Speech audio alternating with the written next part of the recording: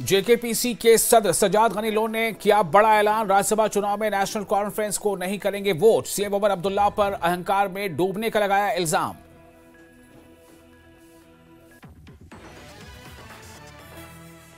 Sajjad Ghani loan के ऐलान पर सीएम का बड़ा बयान। कहा, वोट नहीं देंगे तो बीजेपी को पहुंचेगा फायदा। साबित करें कि वो बीजेपी के हैं खिलाफ।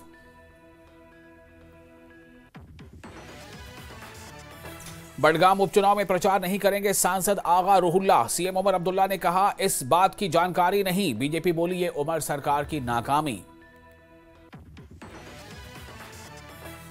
राज्यसभा चुनाव को लेकर कांग्रेस और नेशनल कॉन्फ्रेंस के इत्तेहाद में दरार। नेशनल कॉन्फ्रेंस ने जल्द विवाद सुलझाने का किया दावा। कांग्रेस के रविंद्र शर्मा बोले, नेशनल कॉन्फ्रेंस ने नहीं निभाया गठबंधन का धर्म।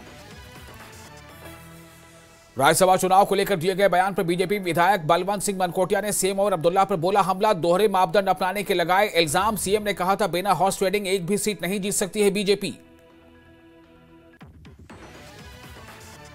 नगरोटा और बडगाम का चुनाव लड़ेगी अपनी पार्टी। अपनी पार्टी के सदर सैयद अल्ताफ बुखारी ने की घोषणा। नगरोटा से बोधराज भगत उम्मीदवार घोषित।